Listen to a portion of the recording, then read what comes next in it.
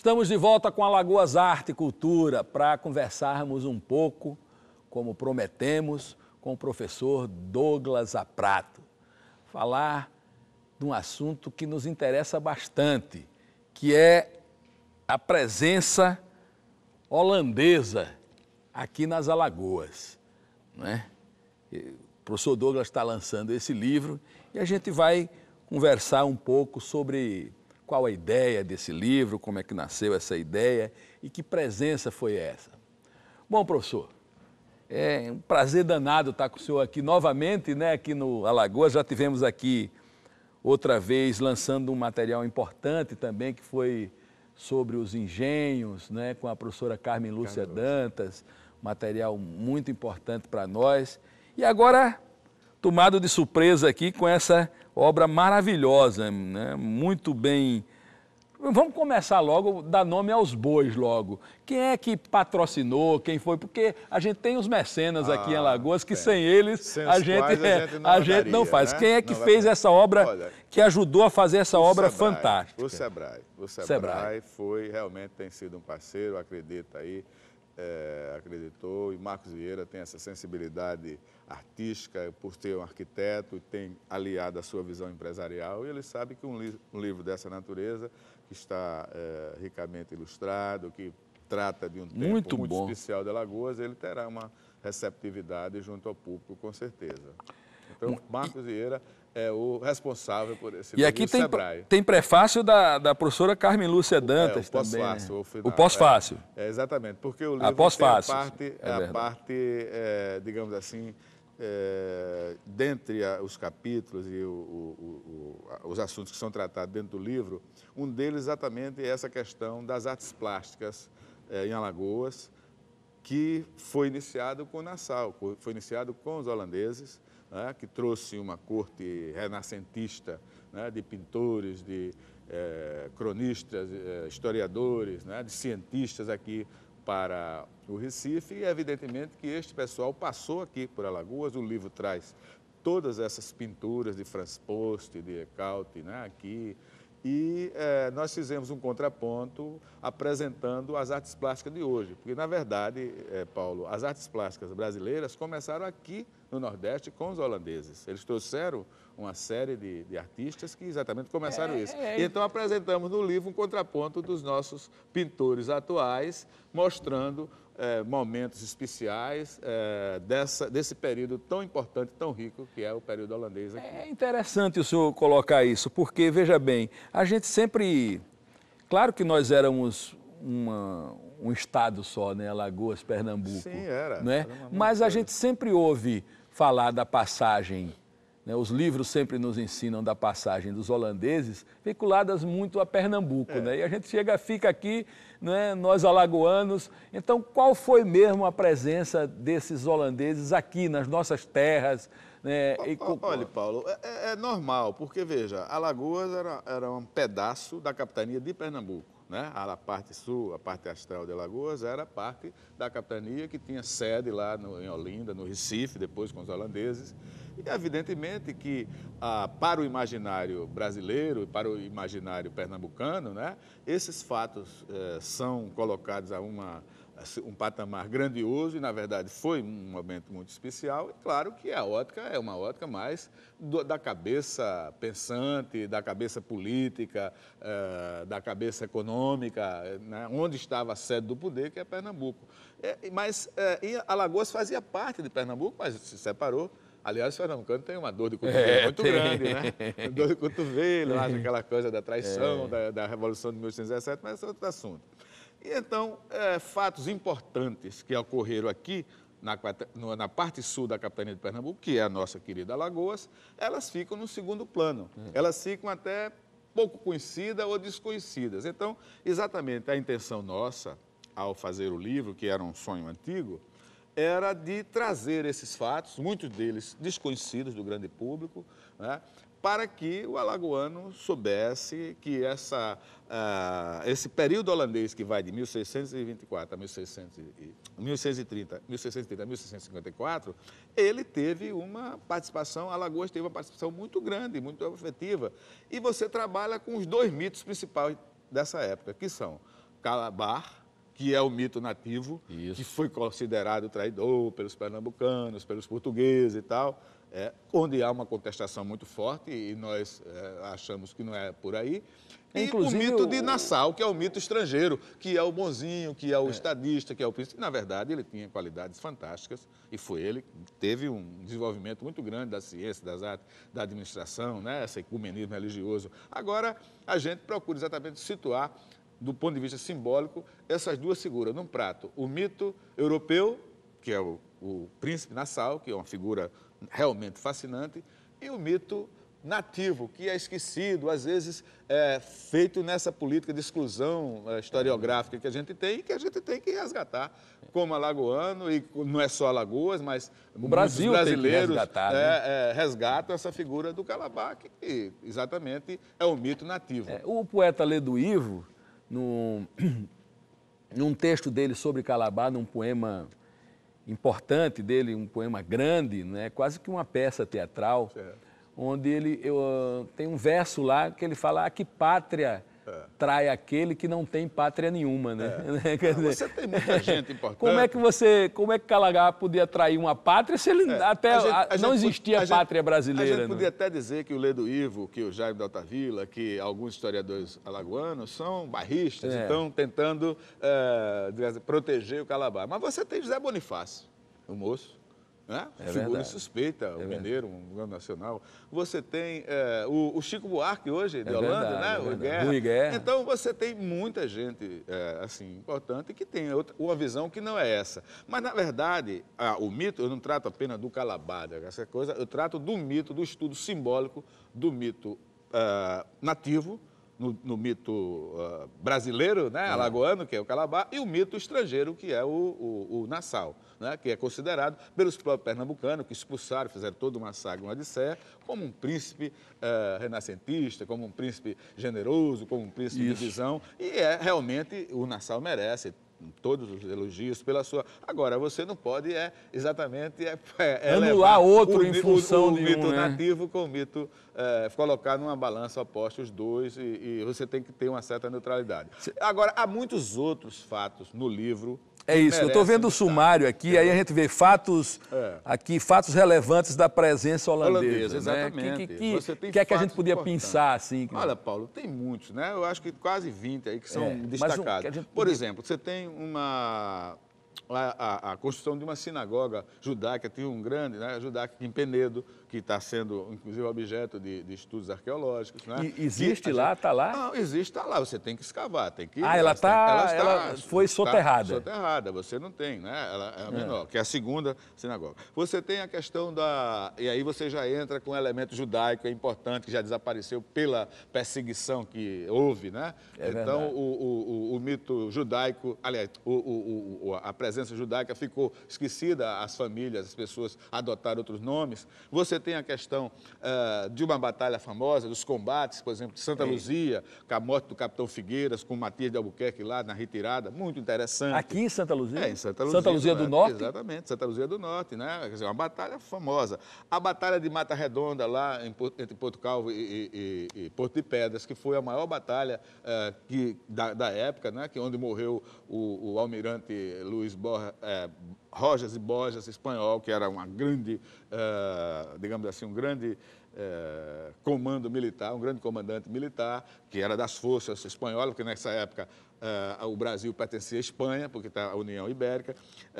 Você tem essa batalha de Mata Redonda, que foi uma batalha... Morreu o sobrinho de Nassau, né? Foi muito importante essa batalha. Tem na Mapoteca do Itamaraty muitos livros sobre essa batalha, como foi. É uma coisa como Gettysburg, aquelas grandes batalhas que aconteceram.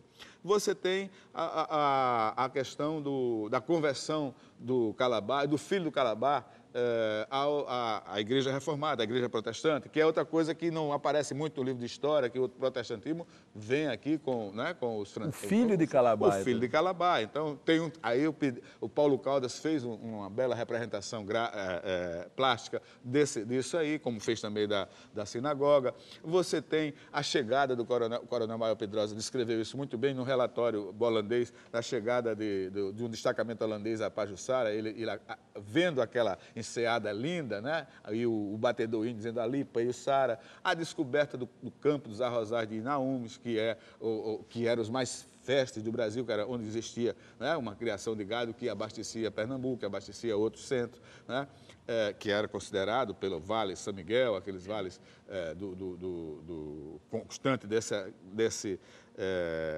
desse lugar, que era hoje Anadia e São Miguel dos Campos. Né? Você tem a tortura de Sebastião Ferreira, que era uma pessoa da terra, que foi torturado e foi assaltado. Você tem o incêndio de Itaperaguá, de Marechal Deodoro, ali é retratado com muita felicidade pelo Dida Lira, que é um parceiro. Está aqui o Dida também? Aqui, o Dida olha tá aí, Dida, né? olha aqui também. O Rogério Gomes fez também, porque aí eu joguei. A do Rogério eu vi a coisa da Rosa a estilização aqui a estilização da Rosa 200, que era um instrumento de alta tecnologia dos holandeses, um GPS. O GPS, é verdade. E o Rogério tomou como desafio, com a categoria também que ele tem, né, ele fez essa beleza de trabalho aí. Tá né? aqui. Você tem os trabalhos da pintora Solange da Costa, que também, que ela fez uma exposição belíssima, uma releitura de Ecaute, que está aí também. Né? Você tem o Rubem Vanderlei, algumas situações com o Calabá, que ele fez aquele livro muito bom também de quadrinhos sobre o Calabá, que é uma história de quadrinhos fantasticamente elaborada. O Paulo Caldas eu já citei. Você tem também... Nosso Xalita, que está aqui Xalita, a capa do nosso pintor, nosso grande Xalita. Né? Que exatamente, ele fez cerveja.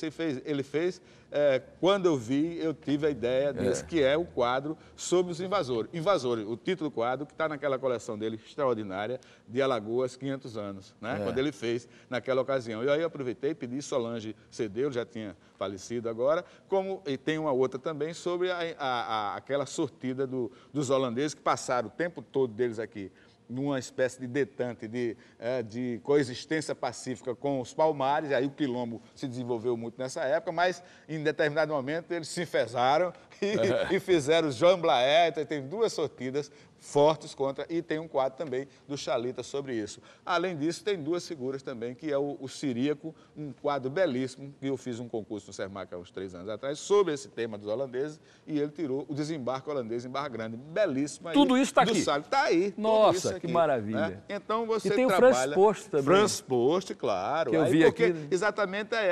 esse contraponto do pintor holandês do século XVII, né, com os nossos artistas. Nossos aqui, entendeu? Né? Com os nossos artistas contemporâneos. Quer dizer que o livro conversa com duas épocas, conversa né? com duas épocas. Do ponto de vista da lendas criança também, né? Quer dizer, o que você tem dos fortes, que tem lá na UFAL, você tem o resultado de algumas escavações arqueológicas que o Aloísio, lá de Viçosa, aquele menino que é arqueólogo, começou e depois continuou, né?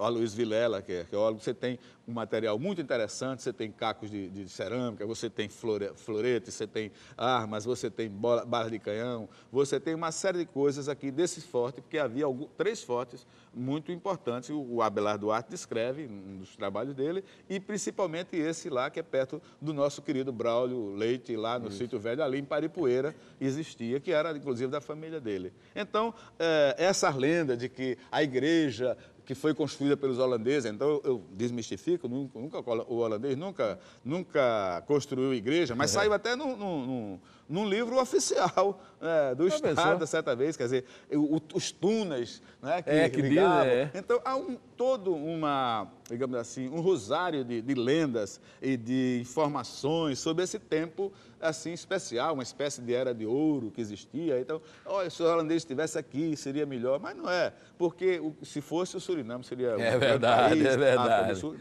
Teve aquele problema da apartheid. Colonizador, então, é sempre colonizador. Agora, né? há uma situação especial com o Nassau, efetivamente, que o Nassau tinha uma visão diferenciada, era uma pessoa do Renascimento, e aquela visão do Renascimento, do progresso, então, das ciências. O senhor acha que essa coisa da arte no Brasil... Acho sim. Não é, ela acho sim, tem, sem dúvida.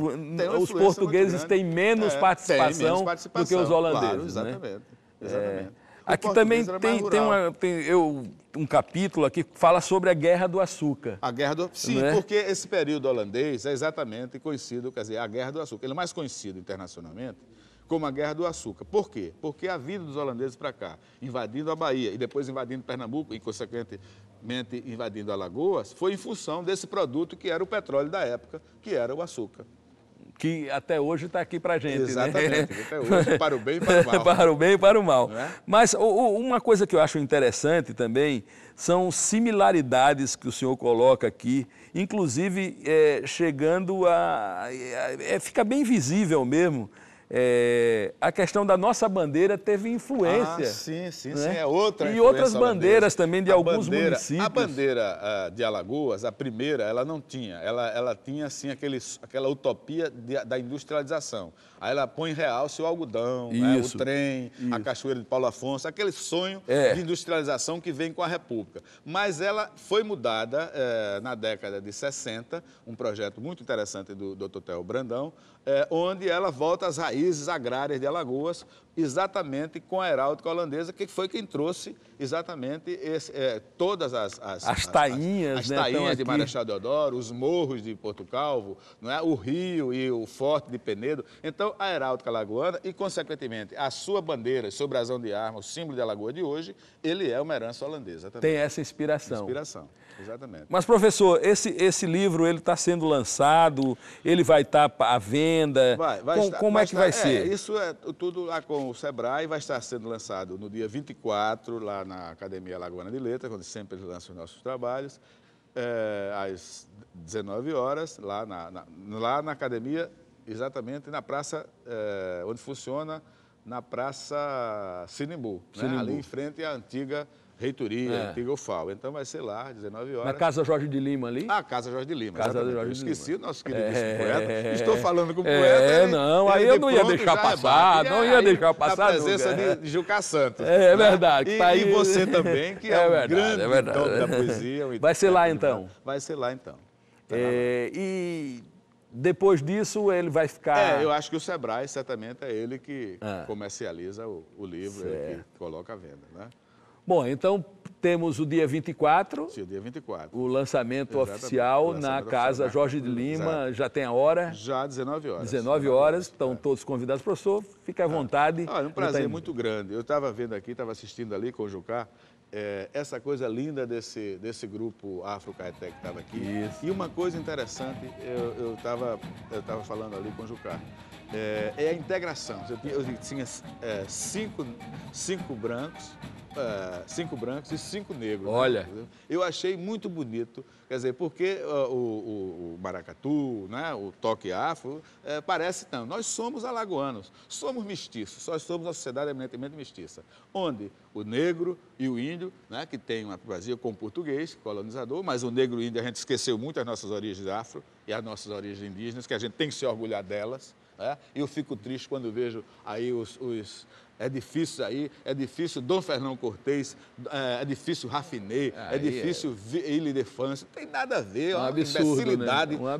desses empresários idiotas, que não tem, quer dizer, as pessoas riem quando veem isso, porque na França você não tem o nome brasileiro. É verdade. Você tem os nomes indígenas que são lindos, os nomes negros, né? Pratagi, você tem os nomes, eu tenho alguns dicionários tupi-guarani, então você tem que ter essa noção. A gente não perde a mania de colonizado, então, às vezes. Eu estava vendo, exatamente, essa integração aqui no batuque fantástico desse grupo, né? E essa integração porque nós somos negros, nós somos índios, nós somos portugueses, nós somos um pouquinho holandeses, um pouquinho judeus, né? Um pouquinho árabe, um pouquinho italiano. Espanhóis, então, nós tudo. temos esse caldeamento. Evidentemente que o negro, o índio, que estiveram sempre marginalizados, né? E o português são a tríade, digamos assim, uma tríade que é mais importante. Mas temos ainda algumas pitadas, né, de outros povos, entre os quais... O senhor fala isso, agora a gente já está encerrando, e agora eu já me deu uma curiosidade, porque isso às vezes está muito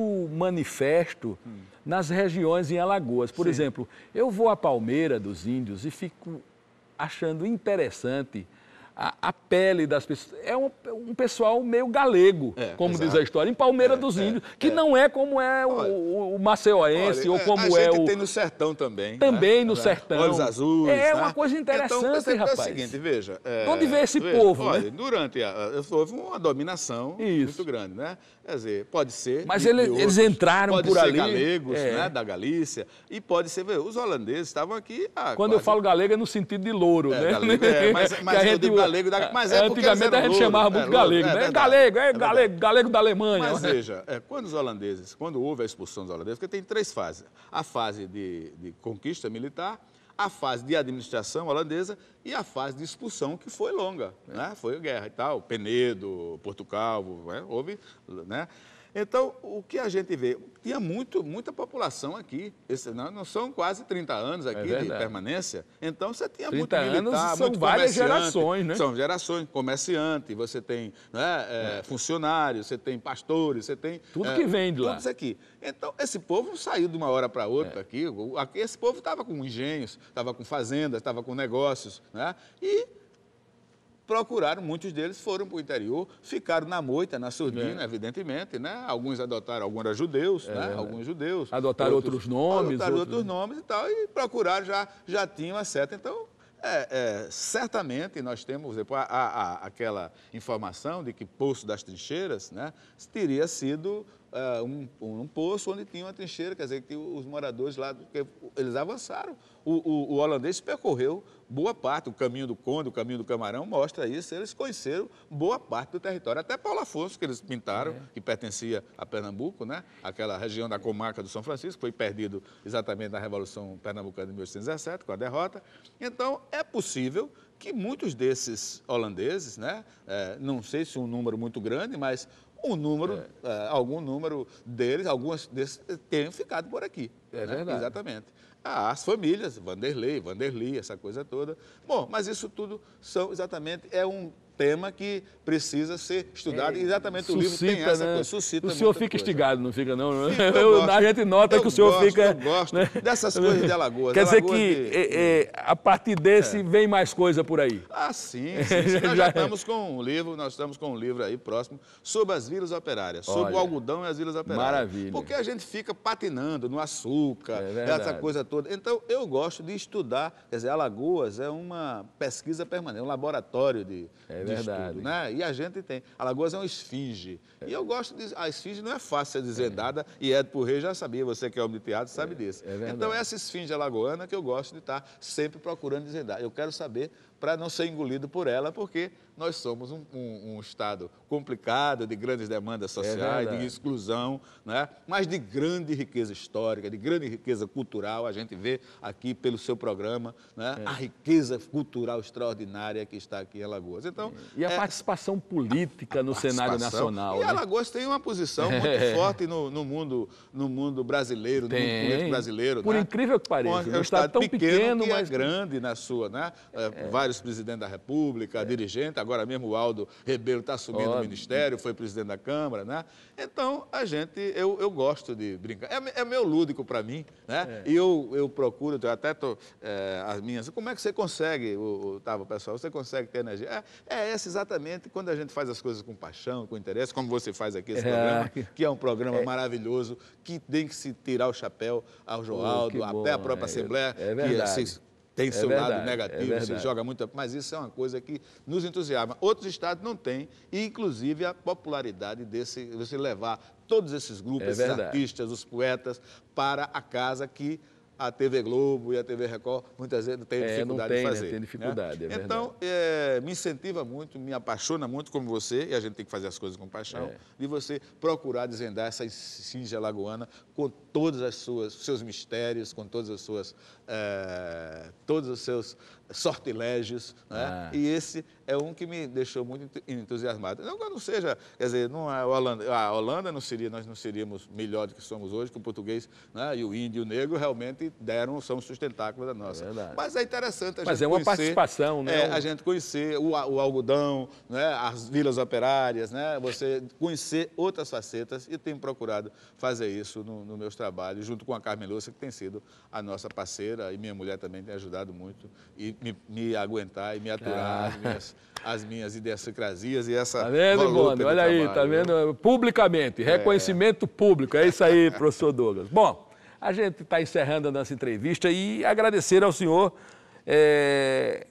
por continuar instigado assim, para nos desvendar. Eu acho que Alagoas, a gente precisa ir desvendando a gente mesmo, né? A gente nos vê conhecendo mais. Aqui, a gente fazer uma análise do ponto de vista entendeu? Eu fico, isso me incentiva. Temos que sentar aqui no divã, como diz a história, para procurar nos conhecer enquanto povo. Entendeu? Do Rogério, né? Esses artistas, que é isso, a alma alagoana. A alma alagoana. A arte, a poesia, a literatura, é a alma alagoana, né? O artesão alagoano, a popular, que é tão esquecido que agora volta a ser. A gente fez um trabalho interessante e foi a arte de artesão de Alagoas, com a Carmen Lúcia. Então, é essa alma alagoana, essa matriz alagoana. Tem que ir descobrindo, com suas misérias e suas demandas sociais enormes, mas que nos incentiva e apaixona. É o nosso barro. É o nosso barro. Como diria até o Antônio Vilela, o nosso menestrel. Muito obrigado e parabéns a você.